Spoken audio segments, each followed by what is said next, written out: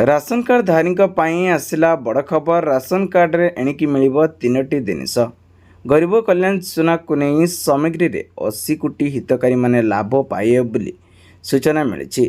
भारत सरकार देश रे लोक मानक पई अनेक योजना बाहर करचंती। विभिन्न खास करी गरीब लोक माने एथिरे एई योजना लाभ पाई परिबे। केंद्र सरकार आर्थिक दुर्बल श्रेणी रे लोक मानक मागणा राशन जुगाई देउचंती। जदि आपणक पाखरे राशन कार्ड अच्छी आपण माने बाहिरे रहिछंती यथाशीघ्र ई-केवाईसी करिया पई सूचना दी जाइछि। जदि आपण माने ई-केवाईसी करूनांती ताले राशन कार्ड रे आपण मानकु 9टी सामग्री मिलुथिबा वर्तमान नुआ सरकार आसिया परे आपण मानकु आउ मिलिबो नाही। से 9टी सामग्री कौन रहिछि आसंतु जानिबा।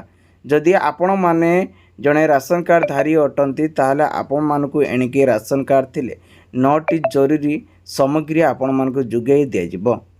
तेबे ताहा हेउछि गहम, डाली, चना, चीनी, लुण, सोरिष तेल, अटा, सोयाबीन एवं मसला। लोकंकु स्वास्थ्य सुविधा एई जिनस को जुगाई दिया बोली सूचना मिली। तेबे आपण पाख जदि राशन कार्ड अच्छी ताले यथाशीघ्र ए सब काम करि दियंतु एवं पुष्टिकरण खाद्य जुगाई देबा को नै सरकार निष्पत्ति नैछंती।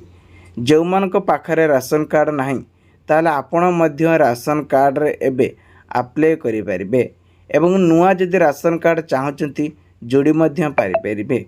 आपणक निकटस्थ ब्लॉक थिबा ब्लॉक को जाई आपणकर राशन कार्ड आधार कार्ड को नै आपण माने लिंक करि परिबे एवं खाउटी जुगाण विभाग पक्षरु ऑफिस वेबसाइट को जाई मध्य आवेदन मध्य करि परिबे एवं आपणकर कॉपी की मध्य डाउनलोड करि परिबे।